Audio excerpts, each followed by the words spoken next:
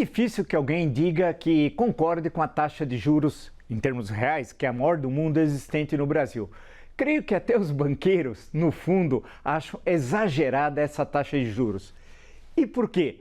Porque a taxa de inadimplência, ou seja, daqueles que não pagam, também são milhões e milhões e milhões de brasileiros. E é fundamental recolocá-los no mercado consumidor, porque isso estimula a economia e você tem um efeito multiplicador.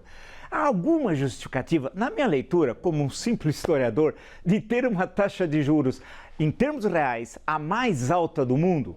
Olha, sinceramente, eu passei pelo curso de economia, saí no último ano, depois fui fazer história. Agora, afirmar que é um problema de demanda, de excesso de procura e que isso explicaria a taxa de juros do Brasil, uma das razões, é uma piada, é uma falácia. Ninguém pode levar essa questão a sério. É condição sine qua non para a retomada do desenvolvimento econômico no Brasil diminuir, em termos reais, a taxa de juros.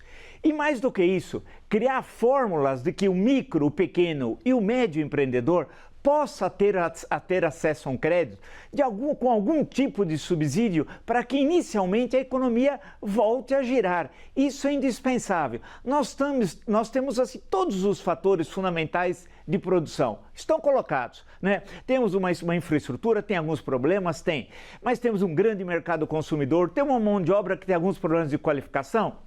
Tem, mas ela é eficiente numa retomada do desenvolvimento econômico. Por outro lado, temos um setor primário eficiente? Ninguém vai dizer que não, né? Basta ver o agronegócio, basta ver, por exemplo, a extração mineral. O setor industrial, que é o setor secundário, ele está patinando porque não há uma política industrial e que não se faz a curto prazo, tem de apontar a médio e longo prazo uma política industrial. E temos um setor de serviço, o setor terciário, especialmente nas grandes cidades, extremamente desenvolvido. São Paulo, por exemplo, você tem um turismo hospitalar, você tem um turismo gastronômico, um turismo artístico, e isso se repete de formas diferenciada em centenas de cidades do Brasil. Mas para que tudo volte a funcionar, a girar, a crescer, como nós temos as condições, depende inexoravelmente de uma queda da taxa de juros. E não é diminuir na próxima reunião a 0,25. Vamos diminuir 0,25. Isso não resolve o problema.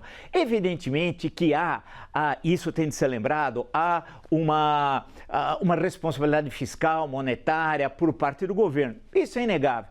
Mas é condição indispensável para retomar o desenvolvimento econômico a queda e rápida da taxa de juros reais. Nós temos todas as condições para crescer, mas não com a maior taxa em termos reais do mundo, como infelizmente há meses temos no Brasil. Até!